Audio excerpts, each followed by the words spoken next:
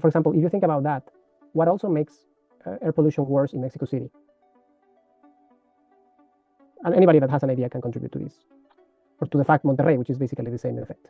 Yeah, I know everything. Just like, for example, hairspray or whatever you use, anything that contributes to basically pollution, or just the gigafactories, for example, the Tesla one they were going to do in Monterrey, which is not something I am against.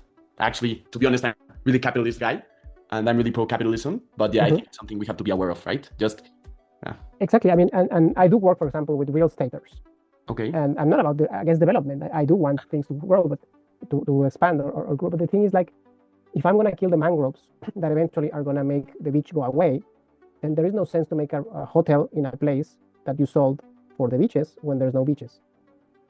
Yeah. That's a very simple way to do it.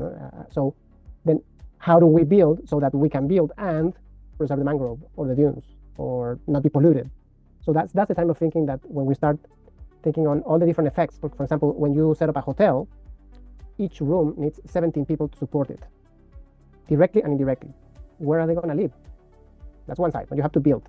So that means that it's no longer be isolated. And then they consume things, and they're going to need cars and health services and schools, and they will pollute because they will release solid waste and wastewater, and you need treatment plants, and then you need a lot of things associated with only building a room. 17 to 1, imagine that. And plus what the room actually creates as waste and the energetic needs. And so when you start thinking about all these elements, it makes you think differently.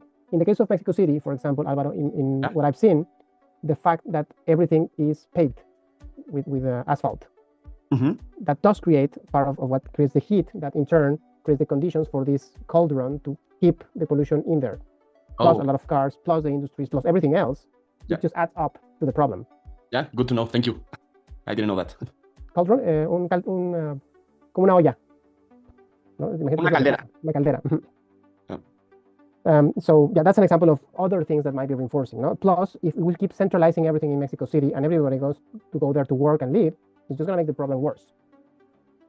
And as we don't add maintenance to the public transportation, and it's so bad, we're going to start using either Uber or buying a car because it's impossible to go through the metro system in some hours.